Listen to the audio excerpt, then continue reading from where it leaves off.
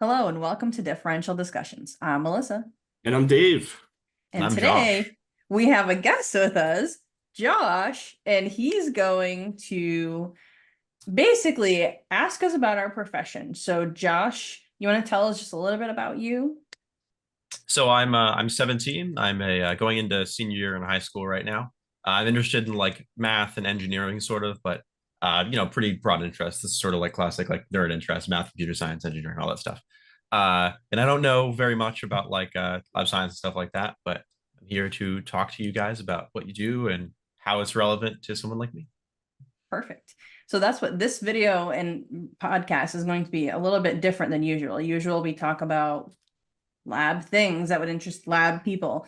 This one is going to be specifically targeted for people who are thinking about coming into college and what profession they should go into. So we're going to talk about what is med lab science. So Josh, we're going to let you kind of steer the ship today. All right. So if you guys like hypothetically, say you're at like some you're meeting like in-laws or something, or you're see someone on the street and they just ask you, what do you do? What is your like classic response for that? What do you say? It's an excellent question. Yeah. Um, so my quick elevator speech is usually to direct people to common experience. So like I think I usually start with, well, when you get your blood drawn, right? And so we start there. Most people have had phlebotomy performed on them before.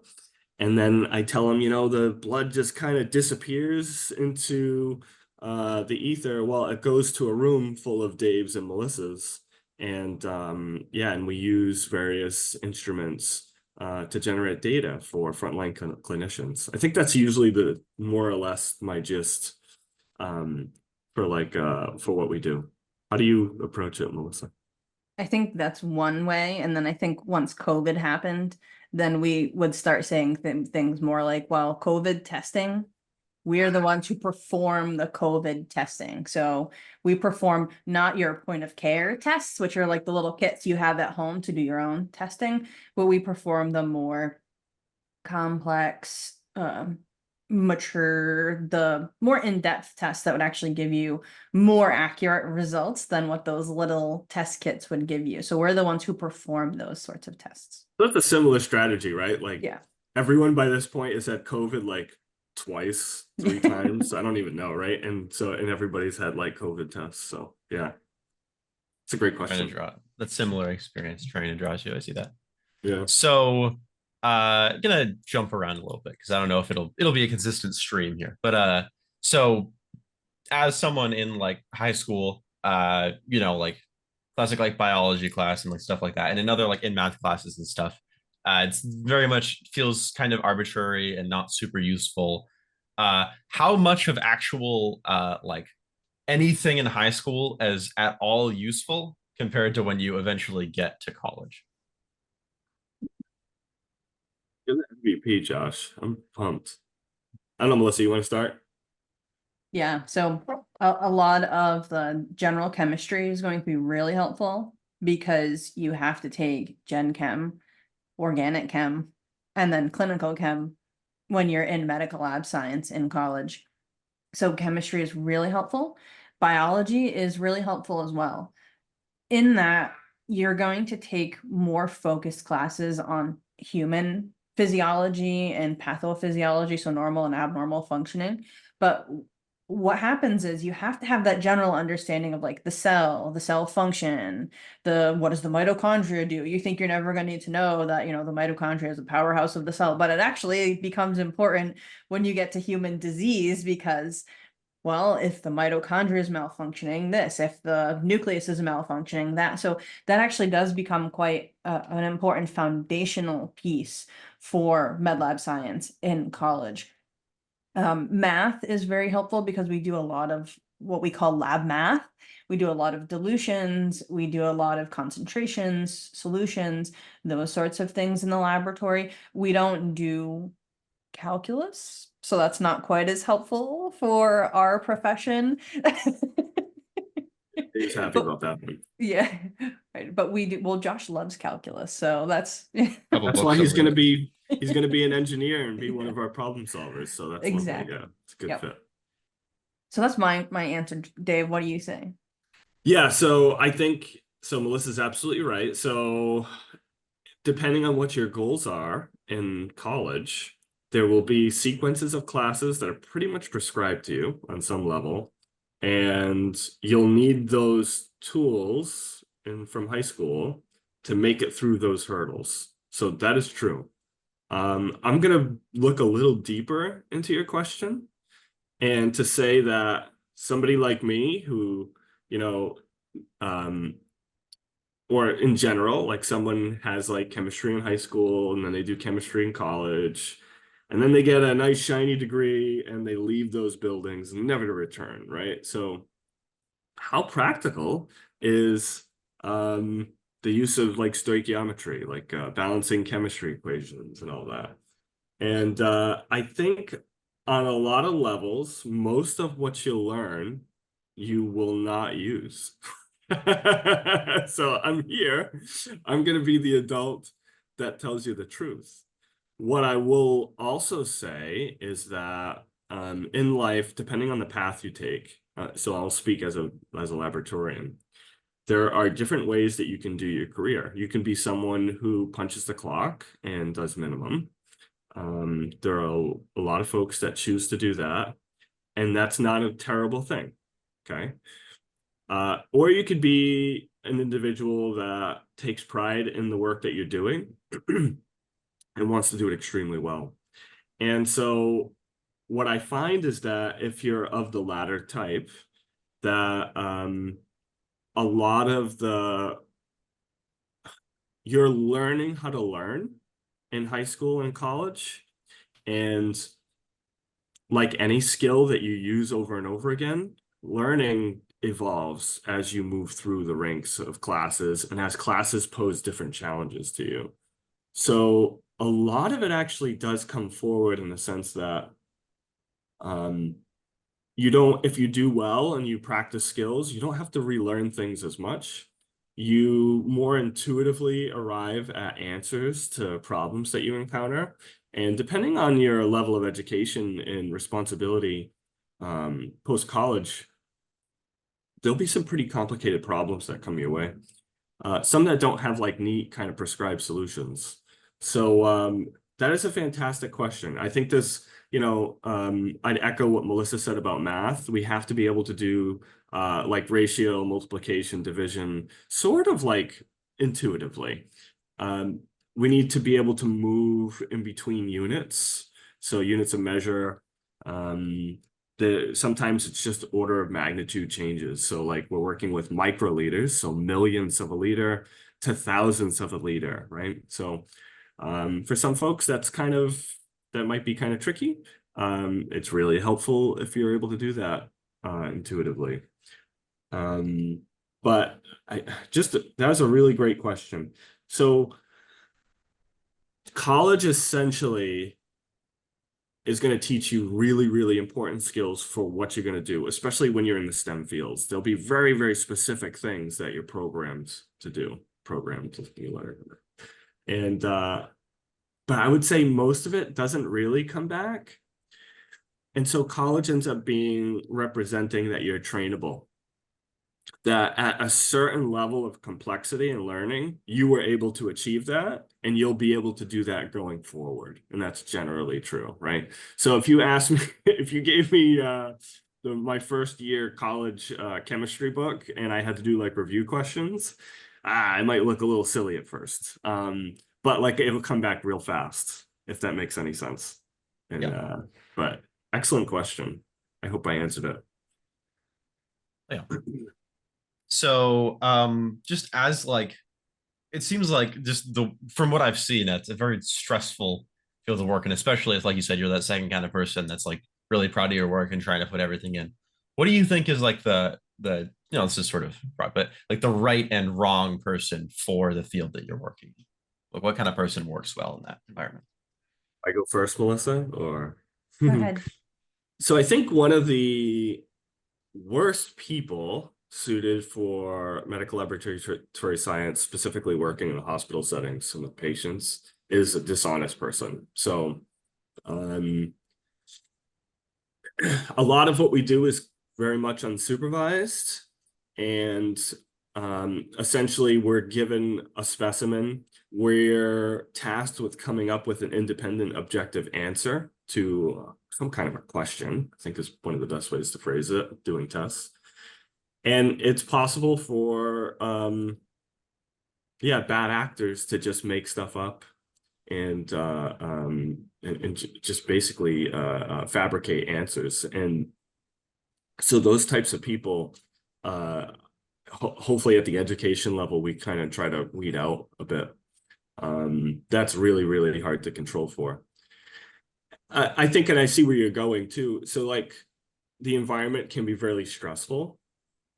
And so I would say you have to have a minimum level of coping skills to deal with different stressors and things like that. I will say that you get better with how to cope with things, just being presented with those stresses too. And a lot of times you develop relationships in the lab setting with people that do this, that share those kind of stresses, and you're able to diffuse those emotions and stresses with those people that you work with.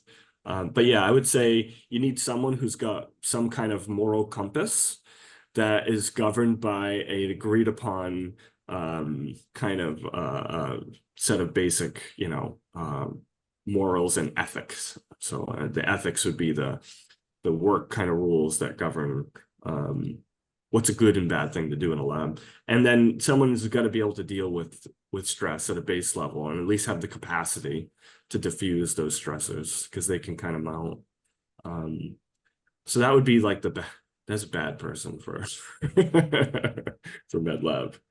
Well, Melissa, I what do you think think? too, like it's healthcare. So a lot of the attributes you give to someone in healthcare, laboratorians need to have. And I would say even to some degree the people skills, because laboratorians, one of the big things that we say as laboratorians is we don't have to see the patients ever. We don't have to look at them. We don't have to be near them. We don't have to touch them. That's why we want to be laboratorians, because we don't want to be with patients. But we still have to work with other laboratorians, physicians, nurses, anyone in the hospital we have to work with still. And so you still have to have some degree of people skills, even though we work in the lab and don't have to see patients. But I think to kind of build off of what Dave was saying, somebody who's honest is also going to be pretty reliable on time, because you need to be there to cover somebody else's shift if you're working in a hospital setting, which a lot of laboratorians do. Like that's probably the most typical healthcare setting that people think of, is you're going to work in the lab somewhere in a hospital. But also self-driven, not necessarily that you have to be like me, where you go and you want to do a million things at once and you want to be, involved in everything. It doesn't have to be that self-driven, but you have to be self-driven to get your work done correctly, because a patient is on the other end of that lab results, and in a timely manner. And part of that will come down to somebody being trainable. So you really need to have somebody who's willing to take constructive criticism, willing to become better, willing to train and learn how to do the job and do it right, because that does help with the stress. Because when you're running an instrument and you're trying to do maintenance on another instrument and a doctor's screaming at you on the phone that they want the lab results, you have to know how to handle that sort of situation. And part of it is, if you're trained, well trained, you know how to run your instruments, you know how to do the maintenance, you've been trained on proper etiquette on the phone, all of that is going to be really beneficial. So yes, you have to deal with the stress, but part of it is, if you're trainable and you take in what your trainers tell you, then you're going to better be able to handle the stress of the job by having adequate training, or even bare minimum, like learn how to do your job. That really significantly helps you being a good laboratorian. So with that, I sort of all of the this is good. I'm just pointing it out. When I asked like what the requirements are, you gravitated towards very like, you need to be like emotionally there, you need to be able to handle the stress, you need to be trained for this stuff. So does that mean that like, what about academically? Like, I noticed you didn't say anything like, oh, you need to be really good at this, or you need to be great at that. Is there not really academic requirements? Like, you didn't bring that up. I thought that was interesting. So there's a baseline, there's a floor of, I would say, um, college competency. Is that like a good way to say it, Melissa, I guess, to describe it? So different degree programs and accredited bodies will have different standards, so to speak. But generally speaking, in our ecosystem, we graduated C students, right? And I would trust those C students with my life and the livelihoods of my loved ones and everybody around me. Because generally speaking, the system is set up in such a way that as long as you're honest, that it'll all work out. Now, if you're like an A student, like I presume Melissa was, like I don't believe that. And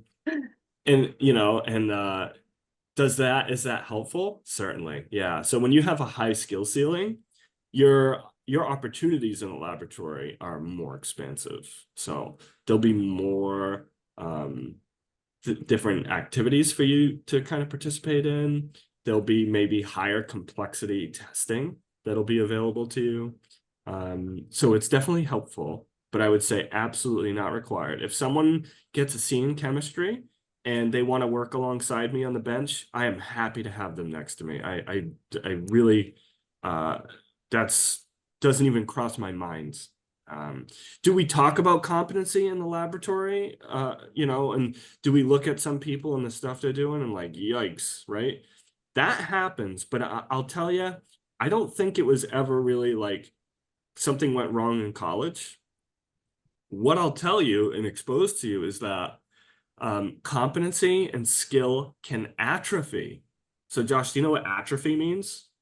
Like decay. Yeah, yep. So like a muscle, you don't use that muscle, you lose it. Man, the brain is like that. Man, skills, problem solving, that stuff is like that. So I think most of the time when we run into competency issues, it's not someone who just graduated from college. It's usually someone who's been around for a little while, and they're not keeping up with their skills and competency. And so there's this massive drop off. So competency is definitely an issue, but I would say like a new grad that barely barely graduated is more than capable and competent to work in the lab. I think we do a good job of where the floor is for our profession is pretty darn high, if that makes sense. So I think too, we need to take a half a step back and just talk about education to get into our profession. So you have to either get an associate's degree in medical lab technology. So it's a 2 or 3 year program for an MLT to get your associate degree as an MLT. Or you can do a 4-year bachelor degree in medical lab science. And then you'd be an MLS. So MLS is a 4-year, MLT is a 2-year. That's the distinguishing features between the people who work in the laboratory. For either of them, when you graduate, you need to sit for a national certification exam. And so in order if you go through a program that's accredited nationwide for laboratory sciences. So it's called NACLS. They are the certifying agency for schools who teach MLT or MLS. If you go through a NACLS accredited program, then as soon as you graduate, you're eligible to sit for that national certification exam. And schools are required to put on their website whether they're NACLS accredited. And if they are NACLS accredited, then they're required to share with you their graduation rate, the attrition rate, which is the students that actually leave the program, that started the program and leave the program. And then they're also required to share with you their pass rate on the national certification exam so that you can see over the last 3 years, this program, they graduated X number of people, and of that, this percentage passed the certification exam. So that is all required to come into our profession. So in part, that's why Dave and I never initially said you have to have this education, because we were already thinking about, well, you're already in the lab, so these are the features that you need to have. But if you go through a program, an MLT or MLS program, and sit for the national certification exam, then you have the base knowledge that you need to work in the laboratory for the position. So usually you have to be an MLS in order to be a lead tech, a senior tech, somebody in charge, somebody who has some sort of, I don't want to say power and authority, but you know that they're in charge of something. Whereas the MLTs are typically the ones running the lab, the actual laboratory tests. MLSs do as well, but MLSs typically move up, become a senior, a supervisor, and so on. So it just depends on where you are. If you work there are some states that require licensure as well. So like Florida, California, they require a license to work in the lab. And in order to get your license, you have to pass the national certification exam and submit your certificate.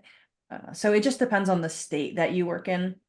But we didn't initially say it because we assumed you went through a program and now you're working in the lab. So we do have those base programs that people have to go through to work in the lab. And if someone's interested in finding an MLS or an MLT program, they could go to naacls.org, knuckles.org, and put in their state or whatever state they want to go to. And then they could find an accredited program in that state. Yeah. So once you're there, you're kind of good. It's just getting there. That's the hard part. Correct. So a lot of like what you guys do sounds very like obviously, well, okay, a lot of it, like the large bulk of it sounds very methodical. Like, okay, so if this thing is off, then it's this, and if that's off, it's that. It's obviously there's a lot of things for you to know. I'm not saying it's like easy. There's a lot of stuff.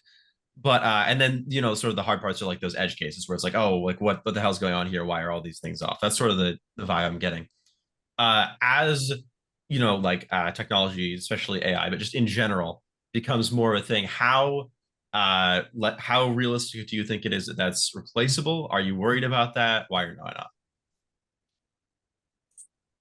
So I'm getting a little old here. I'm not super old yet, but I'm getting a little old.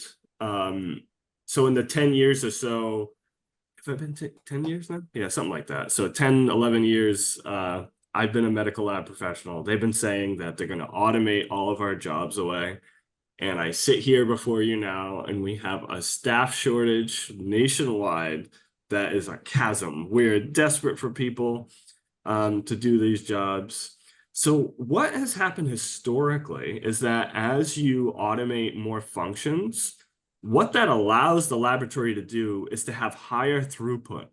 So if we kind of look at things from like a productivity point of view, which is how the lab ends up kind of being viewed, the lab makes money for hospitals and institutions typically, is they say, hey, Dave doesn't need to work as many hours to get this particular test done.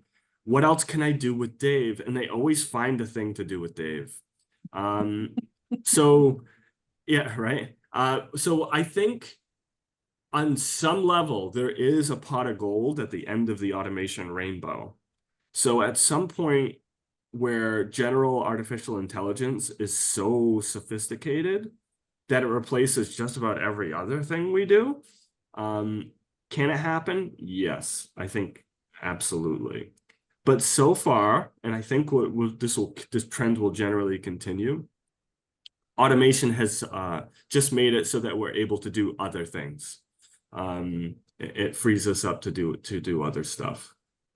Great question. But yeah, so I think maybe eventually, I don't know if we're going to see, I'm going to be 40 next month. I don't know if I will see artificial general intelligence that is fully, come to fruition. But I think at some point, all jobs will probably disappear into the ether, and we'll be on that pile as well. But until we get to that holy explosion of general intelligence, for now, I think they're gonna keep finding stuff for us to do, right, Melissa? Yeah, I think there's always going to be stuff for us to do. So Yeah. let me give you an example. I disagree a little bit, Dave, because I feel like AI has already been in the lab for a while with machine learning and like Oh, automated differentials. Oh, you're 100% right. So- Yeah, no. But I think when I'm talking about general intelligence, I'm talking about the singularity. Like Ultron type I don't stuff. think Yeah. I don't think it would ever be able to really take over. And this example highlights why. So even with machine learning, right? So one of the things that I just mentioned was automated differentials. And so basically what we do is Dave and I have always worked in hematology. So when you think of med lab science, there's 4 major subdisciplines. There's clinical chemistry, which deals with like testing for like glucose, for I didn't okay. For like diabetes, things like that, hormone levels. And then there's hematology, which deals mostly with blood cells. So looking at cells and identifying anemias and leukemias and blood cancers. There's microbiology, which deals with finding like different organisms that cause infection and then what antibiotics are going to work best to treat those infections. And one of the big things that we have to do in micro is identify normal from abnormal, because there's a lot of normal bacteria that we have on our bodies, and we have to make sure, is it the normal bacteria or is it abnormal? Or is it the normal bacteria abnormally taking over? So there's a lot of things it can be. And then the last major subdiscipline is blood bank. So that's basically where you've probably heard people talk about like I'm B positive, I'm O negative for like blood types. So blood bank does the blood typing, but they're also the ones that check all of the blood to make sure that it's safe for being transfused or put into a person. So cancer patients need blood. Patients who have severe anemias like sickle cell disease need regular blood transfusion. So those sorts of things. Blood bank is responsible for all the testing and then making sure that it's the right blood product for the right patient. So those are the major subdisciplines. So if you come to hematology, which is where Dave and I live, we look at blood cells a lot. And so if anybody ever looks at our channel on YouTube, it's really just looking at blood cells. That's basically what we do. We look at slides underneath the microscope. But there has been instrumentation available in the hematology lab for a very long time, where the machine, the instrument, has learned how to identify cells to an extent. And so part of our job, not our job working in the lab, but the job of the hematologist who work for that company who creates these sorts of instruments is to teach the machines, teach the instruments how to identify the cells. But the instruments are really only good at normal. Right, so the normal cells. Then you get to patients who have severe infections and the blood cells start to look a little wonky. You get to patients who have severe anemias and your bone marrow starts spitting out really immature cells, and the instrumentation is not good at that. And then of course your cancer patients. So patients who have blood cancers, their cells look really, really weird, really abnormal, and the instrumentation can pick out that all of these cells are abnormal, but it can't place what it is. Why is it that? So it's our job to look at it and say, oh, this is normal, this is abnormal. So if the instrument's picking out the abnormal cells, we're the ones distinguishing, are these truly abnormal or are they actually normal for the patient, for what's happening? So yes, AI will play a role in the laboratory. It's going to play a role everywhere, like Dave said. But I don't think it's ever going to take over the lab, because you still need that interpretive aspect. And I don't know that AI is ever going to be able to go all the way into abnormal, because when you look at cancer, cancer looks different for everybody. Like when you look at a patient, you just see a patient with cancer. But when we look at the cells, like each cell looks completely different from one patient to the next patient, even if they have the same cancer. So part of the job is interpreting and identifying that it's abnormal so that the physicians can then do further testing to identify what cancer is this, what is going on. So I don't know that AI will ever actually take over because of the interpretive aspect that we need to have. So really sort of, I never even thought about that, because if you're trying to train an AI to recognize something abnormal, the whole point of the way AI works is that you give it data and then it recognizes that. So if you can't train it on by definition something that's inherently different, it's really interesting. Yes. Yeah, and I don't think we're anywhere near general intelligence, so I think you're good for now. AGI, I think we're good. Well, just to go back, I said I'm 40. I don't know if I'll live to see the day.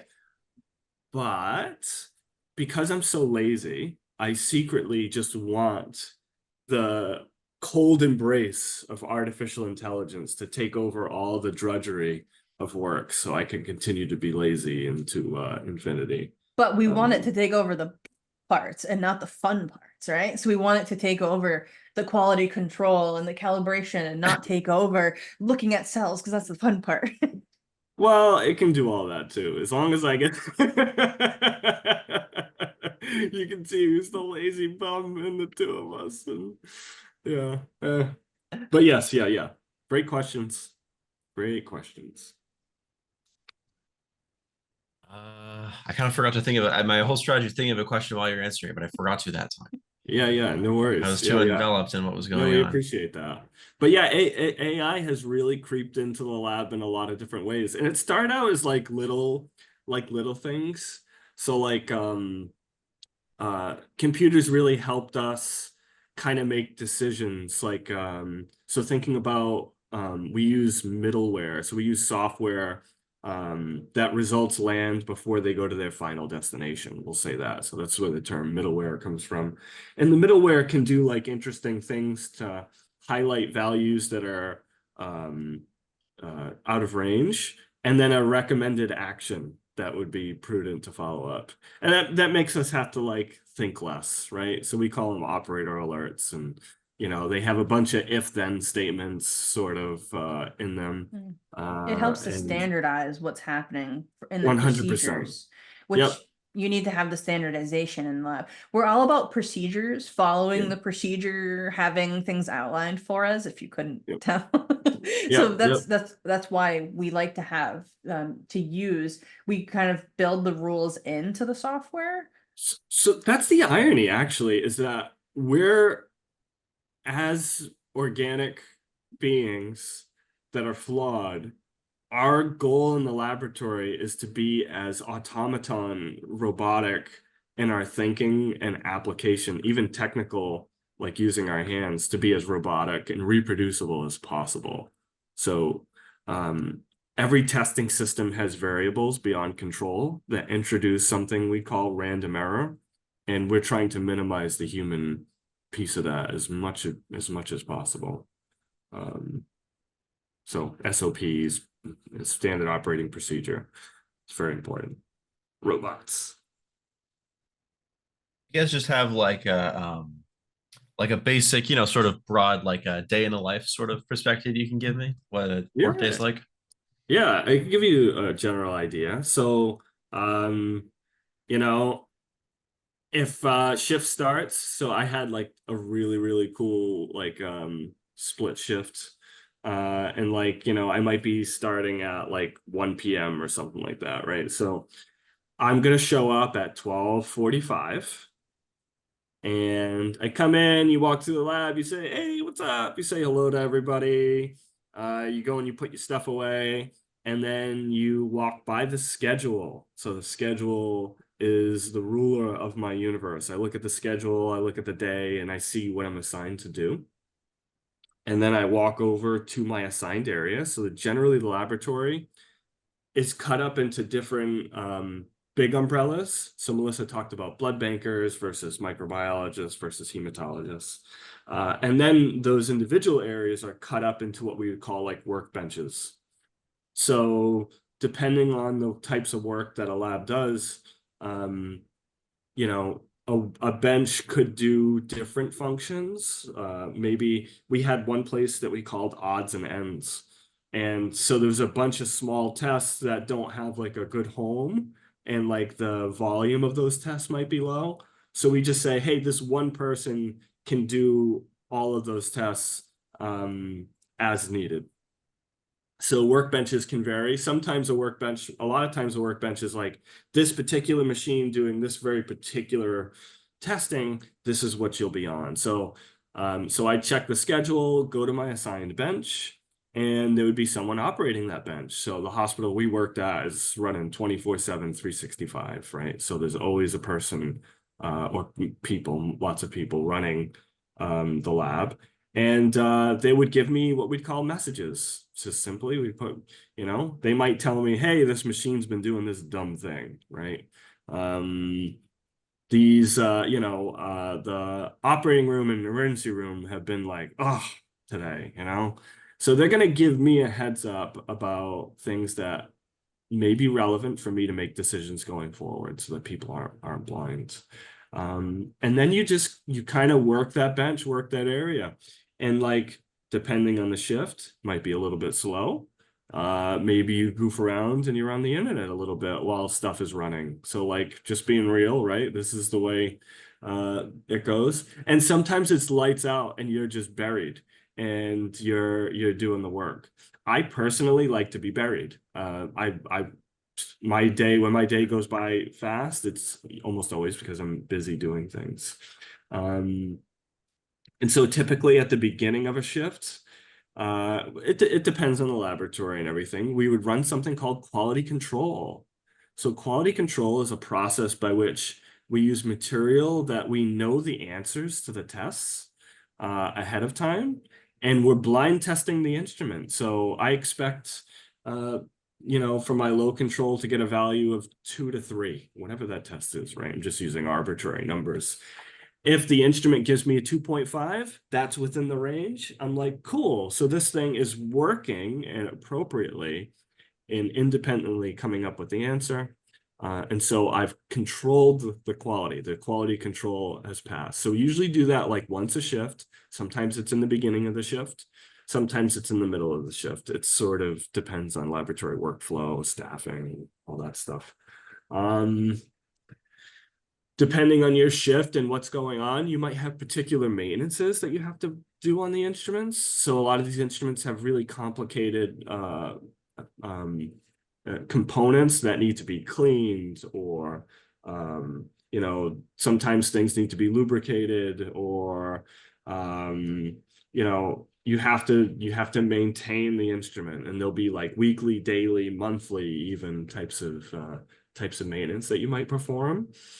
Depending on the types of testing you might do, you might have to do something called calibration. So calibration is separate from maintaining and separate from quality control, in that when you calibrate an instrument, you're reminding it, like, this is what a 2 looks like, right? So it performs a particular function, and then all these instruments see, is electrons in bits and bytes. So you need to tell it, hey, this physiological variable is linked to this many bits, bytes, and electrons, right? So that's essentially what a calibration is, more or less. And then usually, hopefully, if you're in a lab, you'll have a different bench later on in the day. So I liked that where we worked, you might work in like 2 to 3 different places throughout the whole day. Couple of benefits to that. Number one, it breaks up the monotony a little bit of the day. And number two, it maintains your competency pretty well, just without any like messing around. Like the fact that you will rotate through all the different work areas like 3 or 4 times total throughout the entire week is like really, really helpful in maintaining competency in a given area. Hey, Dave. Yeah. What is competency? You've said it a couple of times, but what does that mean? Competency. So generally speaking, we have so we talked about accredited words. We talked about accrediting agencies for education. Well, we have independent bodies that certify that a laboratory is accredited and expected by a particular body. So one of the drivers for quality workforce in the laboratory are these competency assessments from third parties that then lead to institutions having their own competency-based system. So what the heck is that? Well, if so me as like a more senior level tech, I might handle the competency for differentials, we'll say. We talked a little bit about cells. So cells are morphological pattern recognition, right? So I see certain patterns and colors, and I then know it's a particular cell. So I might take slides that my coworkers don't know what they are and say, tell me what the answer is, right? And so if they're able to do so within, whatever agreed upon kind of min maxes, then they would be deemed competent, right? And so we would do internal competency like that. And then the external competency piece would be these third-party accrediting bodies. I'm probably using the wrong term. Melissa will correct me eventually. These third parties will send us unknowns that the whole lab has no idea what the heck is in there. And we're to treat it as though it's a patient sample. So that would mean that we're not just picking Melissa, the smartest cookie in the room, to always do the competency checks. We don't want to do that. We want it to be somewhat random and representative of the whole lab. But the idea is that they know the answer and we don't. We take that specimen, that unknown, and then we work it up like we would normally, come up with an answer and then submit it to them. And they say yes, or they say, you got it wrong, right? Geez. So if we get it wrong, we usually have to write a report about why we messed up and say we're really super duper sorry. And then there'll usually be follow-up competency where you really better get the right answer there. I've personally never been in a situation where we goof up 2 in a row. I mean, that just does not happen. And even still, like goofing up 1, sometimes there's even a bit of controversy about what the correct answer might even be. There might be some debate there too. So yeah, that, I don't know, Melissa, does that sound about right? Yes, but we can summarize it and say basically you have to take a test every year. Yeah. So Yep. there's both written and hands-on tests that you have to do. So Dave was talking more about like the hands-on tests we have to do yearly to make sure that we can do the testing physically, but there's also a written test that goes with it to make sure that we can think through the problems and get the right answer. So same thing. And it's both internal and external, both hands-on and written. And everybody hates competency, Yeah. right? Because it's tedious. It takes you off of what you're doing. Yes. But it is one of the essential components to Yes. maintaining a safe, healthcare environment, for So sure. the quizzes never go away. You get out of college and then you still take them every year but it is essential for making sure that we can actually do the work and do it well and get the right answer, because that is important, because we're again looking at patient specimens and trying to get the right answer. So Dave, Yeah. if you don't mind, just the day in the life for Yeah. a laboratorian, it'll really depend on the lab you work in, Oh, 100%. the shift that you work. So when we say shifts, there could be somewhere in the day shift. Day shift is usually 7 a.m. to 3:30 p.m. But it could vary slightly depending on where you work. Evening shift is usually 2:30 or 3 to 11 or 11:30, and then night shift is usually 11 p.m. to 7 a.m. And then, of course, there's split shifts, like Dave was saying. And then it just depends. So the hospital environment is great because you have the option to work these shifts. And if you work night shift, you're a lot more independent because there's no managers, there's no supervisors. It could be just you, depending on the lab you work in. If you work in a very It's the small wild lab. shift. Yes. And if you work in like the lab we worked in, there was 3 people in the hematology lab alone for night shift. So like there was other people around. So it just depended on where you work for that, if you're alone or if you have other people. So it depends on the shift you work. The experience you're going to have, like I said, you're a lot more reliant on yourself overnights than you are day shift. Evening shift as well, but if you have a question, evening shift, if it's like 7 o'clock at night, you could always call your supervisor at home. If it's 2 in the morning, do you really want to call your supervisor? Sometimes you can, depending on the location. My husband's been on call before and he's gotten calls at, 2 in the morning, 4 in the morning, whatever. So it depends on where you work for that. But night shift is usually you're a lot more independent. And then it depends if you work in a facility where, like Dave and I, we were in hematology only. We worked in different benches in hematology, like he was saying.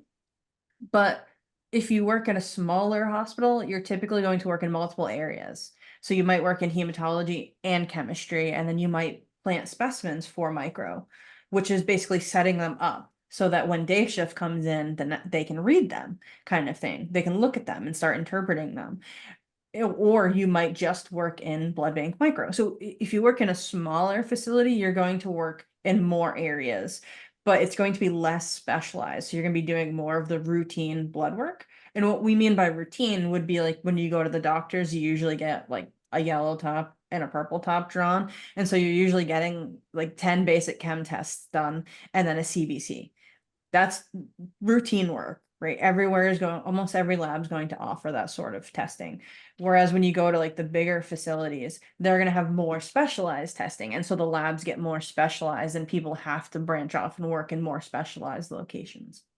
A lot of students graduate and think I want to work as a generalist, meaning in all of the areas before I go to one area. Or sometimes students graduate and they're like, nope, I only want to work in hematology. So it just depends on the student's preferences. So that will also kind of dictate how your day goes. So Dave and my perspective is very unique and it's very similar because we've worked at the same place in the hematology lab on all shifts basically at one point or another. And then you might work, like for example, where we both worked in the routine area. So basic hematology that was open 24/7 all the time, holidays, whenever. And then we also worked in special areas. So my specialty is bleeding and clotting. So I used to work in the lab that tested for bleeding and clotting disorders. And that lab was Monday through Friday, 8 to 5 sort of hours. And then sometimes I would get called in or have to work different hours if I knew a particular patient was going to be in house or we had an emergency come in and we had a particular patient need testing in order to get the proper care, then I would have to go in for that sort of thing. And Dave specialized in hemoglobin testing. So looking at the different types of hemoglobin. And again, a Monday through Friday, 8 to 5 sort of laboratory section, except for, again, when you have those rare patients that come in that need to have a value done in order to get the proper treatment. So again, it just depends on where you work. When we're in the specialty areas, you're working by yourself and it's a lot more intense and you need a lot more of the theory you learned in college. And when you're working in the routine area, it's very structured. It's very operator alerts. The instrument is very helpful to you. So it just depends on the area you work, the hospital you work, the shift you work, the areas that you work, what your day in the life will be. And Can vary a lot. Yes, it's a huge variety. Yeah, we Which forgot is lunch nice. breaks and dinner breaks and Yeah, the we get normal those work sometimes. stuff. No eating. Well, most of the busy. time we did get those. There would be the occasional day that I did not get those, but typically there are lunch breaks, and that'll vary by place Pretty as sure that's well. illegal, but yeah. Well, no, you just put in when your time clock, you would say I didn't get a lunch today. You're supposed to get a lunch, but depending on your day, it happened a couple times where it was just a bad day. That's when you start having problems and troubleshooting and that's when you're getting to more advanced stuff than just routine running your bench. If you're routine running your bench, you're always going to get a break. Don't worry about that. Good. So specifically thinking about college, like a lot of from what I've heard from a lot of people and just looking at even like just like data, it's extremely common to change your mind a lot when you're in college. So for you guys personally, when you went into college, were you like sure? Were you just thinking like, oh yeah, I want to be doing this for sure. I want to be a hematologist, or were you like, oh, I kind of something biology related, or were you just completely had no idea? First, Melissa, or Sure. So when I went for my undergrad, my mother told me I was going to be a concert violinist. So I started college as a music major. I was actually music ed because I don't like to I don't like to play in front of people. So I don't know how she ever thought I was going to be a concert violinist, but That's okay. kind of an issue. Yes. But I taught violin, I taught cello all throughout high school and in college a little bit. So my first year I was a music major and I hated it. What I really wanted to do actually was marine biology. I loved marine biology. The summer after I graduated high school, I did a summer trip to Bermuda, the biological station for research, and I had a blast there with the biology teacher and a couple other students from my high school. I really wanted to be marine bio. So the summer after I was a music major, I was like, I'm done with music. I'm switching. My mom was furious. But I was like, I'm switching. I'm not doing this again. And so I went to bio and I was like, I need to switch into bio. And they were like, we're not talking to anybody transferring until like September. And I was like, oh no, I'm not starting the semester as a music major. So I went and met with the department heads from chemistry, physics. I don't even like physics, but I went to like every other science possible, and I saw med lab science, and I was like, I don't know what this is, but I need to get out of music. So I met with the department head. Basically, I was meeting with them all and being like, okay, what am I going to do with chemistry? What am I going to do in physics? What am I going to do with these things? So I met with the department head, and I will never forget, he walked into the meeting in, it was midsummer. He walked in jeans, a t-shirt that was covered in paint spots, and his hair was sticking up in like funny angles. And he's like, I'm just painting my house, sorry. And I actually got really dressed up because I was thinking like, this is an important interview to get into his department, maybe, sort of thing. It was really funny. So I went in and I was like, all right, what is med lab science? And he was basically like, okay, it's biology, chemistry, anatomy, and physiology all mixed together and applied to humans and human healthcare. But the nice thing about it is you don't have to see the patients, you don't have to touch the patients. If you want to do phlebotomy, like if you want to be doing that, and some hospitals will have the laboratorians doing that, especially in the more rural areas, then you might be doing phlebotomy. But for the most part, our role is laboratory testing and helping interpret. And you really do help interpret in the specialty areas a lot. You work with physicians so that they understand, what does my lab test mean? Because they only get a couple hours of laboratory testing in med school, and we get years of it. So we do help explain laboratory tests and what is this lab test for? What does it mean, that especially in the specialty areas? So I talked to him, and he basically sold me on it. And I was like, all right, I'm switching to med lab. And so I switched to med lab. But I will say, even so, I was like, well, maybe I want to be a chemistry teacher, like Gen Chem in high school, while I was in med lab science. So summer to senior year for med lab science, I did a STEM internship teaching marine biology at Sea Lab, which is a small summer school that focuses on marine biology for like fifth graders through like ninth graders. So I did an internship there, and I did it at the Ocean Explorium, which has since closed, but was really cool. It was basically a small aquarium that also had science on a sphere. And I used to give lectures using science on a sphere. Yes, I was in college doing this, and it was like the best thing ever. I would still be doing it if I could, because it was so much fun. But so I did that, and I actually worked there part-time the first year after I graduated. And I thought, well, maybe I just want to teach chemistry. So each state has their own like licensure for teaching like high school and stuff. So I took the English portion of the Massachusetts licensure exam.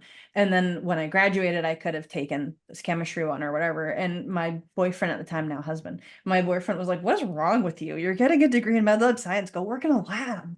So I did my internship, because you have to do an internship as part of an ACLS accredited MLS program. And so I did my internship where I ended up working. And I hated the commute because I am not a city person whatsoever, but I loved the institution that I worked at.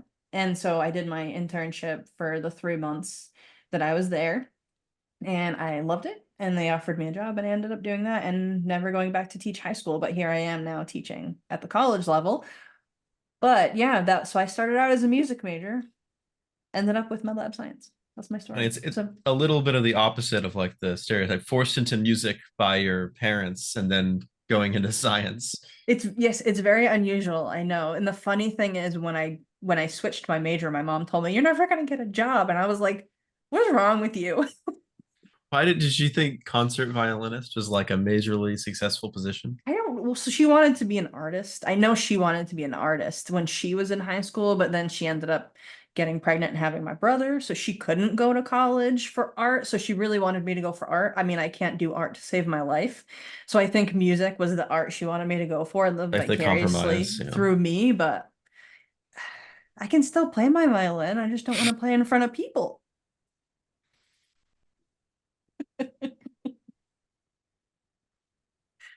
Dave. So I had like a weird kind of path, I guess, but I I worked in manufacturing industry for a little while. We the company I worked for made windows, and I stocked the parts on the shelf for them to make the windows with. That was what I did. And during the 2008 financial crisis, I lost my job, and I had very little resume experience, right? So on resume, I was like really weak because I hadn't been doing the work for particularly long. So I wasn't very competitive. Um, Simultaneously, my mother had become very, very ill. And um, the clinical team that was taking care of her, I was sort of the family liaison to kind of communicate with them and kind of figure out what was going on. So I bought a textbook to read to be able to communicate with them. She had an infection at the time, so it was microbiology oriented. And I just kind of learned that I had a knack for this stuff. And I never actually even considered the biological sciences, chemistry at all. So I took a really, really weird path to get to where I'm at. And yeah, and so I looked up microbiology. I literally Googled it, and Jim Griffith's face came up.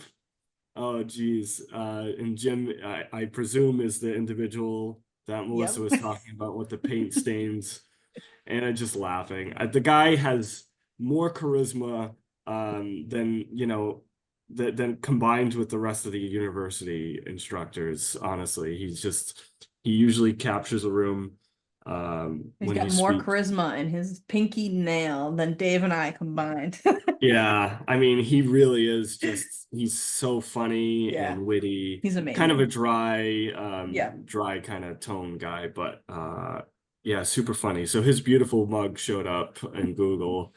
And then yeah, I applied and I got declined admission. They said you don't have the background.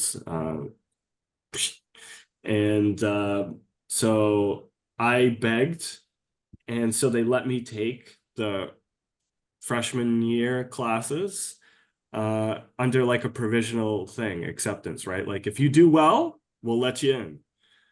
But if you mess this up, see you later.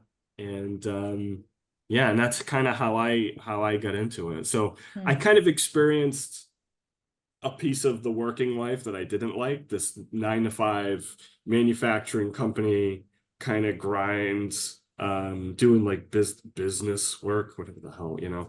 And I absolutely hated it. And then here was this thing that for some reason I was really good at, but didn't discover until way later in life. Um, and yeah, so that's where.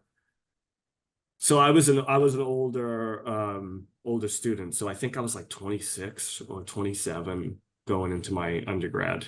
And I think that that's really helpful because I do think like 18, 19, 20 years old, starting an undergraduate career, it's so hard to know what you want to do. It really is. You're going to have a lot of really cool experiences, a lot of really bad experiences. Um, and you're going to think you're going to want to go one way, but um, yeah, I would say keep your options open and just be a sponge.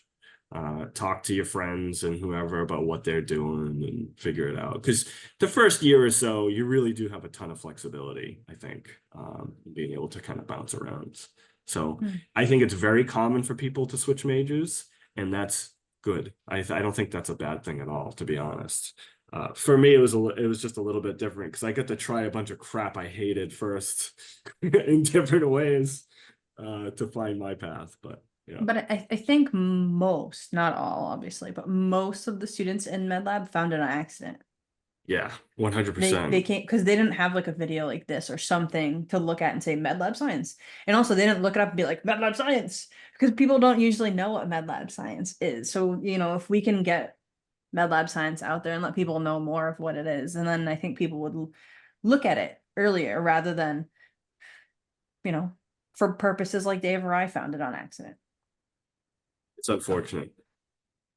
Did that like in high school, Dave, did you feel any sort of connection or ambition for biology or anything? Or was it just nothing until later in life when you found it? Ambition, that is a word that missed me. I'll tell you that much in high school. I was a goof off. I mean, I barely graduated high school and basically by design. Um, yeah, I was a pretty bright student uh, when I was younger, very enthusiastic, and the light left me at some point.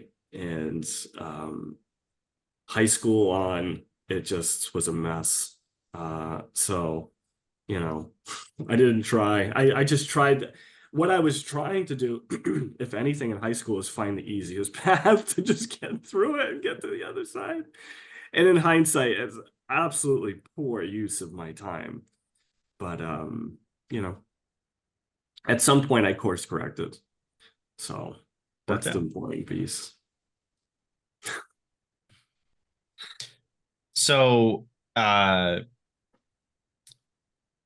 like somebody who's, let's say somebody who's, listening to this and is like, this is what they want to go into. Maybe they're like just graduating high school. Maybe they're like a bit into college. They want to change course or something. Like they're considering it, but they're not sure. Like, what do you have to say to them? Like, what is your final advice or like word of warning or whatever? What do you think, Melissa? You want to go first, or I'll go first? Yeah, I think one of the things that you can do is find a laboratorian, find someone and go shadow them.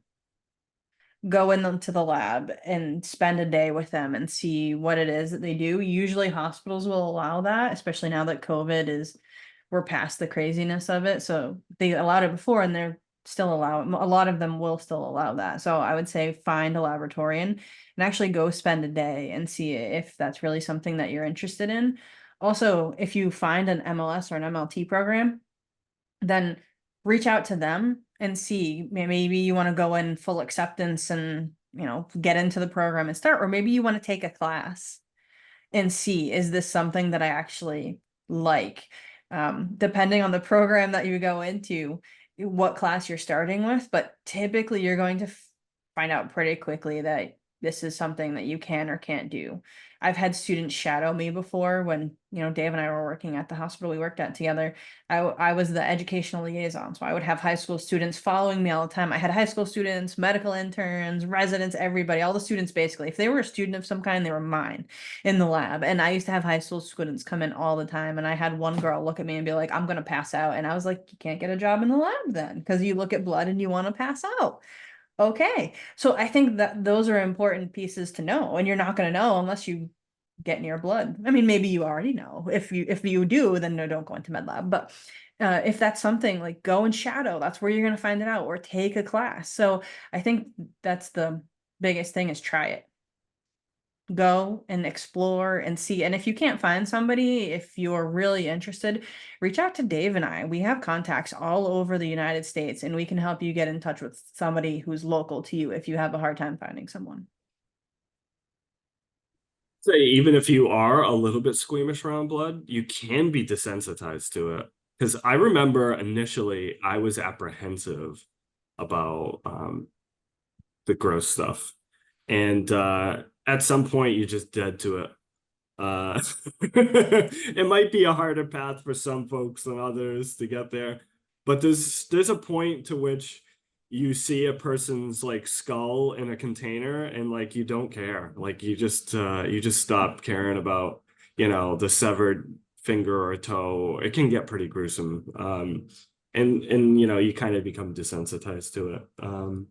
The I would say if someone is thinking about like career choices and things like that, one of the things I would highlight from MedLab, I always look at things as to what do I have to invest in something and what do I get back, right? So return on investment for an undergrad degree, there's not much better. There are, I would say an undergraduate engineering degree is pretty fruitful. Nursing. But undergraduate BSN, Bachelor of Science in Nursing, yep, that's pretty darn fruitful. But geez, like I think once I go through some of those top ones, there's not much better than MedLab, to be honest. I have colleagues and friends with undergraduate degrees making well into the six figures with just their bachelor's degree. And that's really hard to replicate in other professions. So there's a lot of money to be made doing this stuff. So Not as educators. But in industry there is. Yeah, I get paid. I'm like super mega underpaid. but yeah, I think it, you know, and you know, like what kind of aptitudes? Well, like, you know, if you don't like wince completely in chemistry, this might be good for you. If like biology courses, whatever, like you were good with that, this might be good for you. And then even if not, even if those are things that like are they taste bad, but you can do them, this might be good for you. But yeah, it's I would also say that the coolest thing about the work, this applies to my teaching a little bit too, is that it, given who I am, I'm motivated by the work. So for me, I always maintained a deep connection to the patient. So when I'm on the bench, I care a lot about the work I'm doing because I care about making a difference. And I'm not going to lie, day to day, you don't always make a difference. You just don't. You're pushing buttons and validating stuff. But every now and then, you do something that's really special, that really impacts the patient's life in a positive way. And those things can carry me for months, right? I'll never forget the first pediatric patient that I helped diagnose with leukemia. That was very, very impactful. It echoes with me today. I always tell this story, but seeing that individual's name subsequently year after year and then being like healthy, and to know I was a part of that whole thing is really, really special. And it doesn't matter how much I get paid, that's going to be a highlight. Teaching, so on the teaching side, I really get a lot, it's really rewarding to me to teach and to see the light in students. And I love teaching people that are smarter than me. There's so many of them, so many really, really bright kids, and it's absolutely magic. So I think MedLab can be really good for some people if those things kind of resonate with you. So, because the thing I will tell younger folks now is like, you got to get up every day and go to work. And that sucks. If you have something about the work you're doing that makes it suck less, you need to lean into that. And so I think MedLab's cool and that it has that piece to it. And that's been good for me. And I think it can be good for other people. And again, if you Yeah. want to work in healthcare, but you don't want to see the patients, that's what we do. Yeah, I love being helpful, but they smell bad and or you know, whatever. And If they don't you listen, know, I don't and want to they're touch mean them. and they're mean to me and like all those other things. Yeah, so that's a nice piece too. But Yes. I think it's me that actually smells bad. It's really hot in here. Yeah.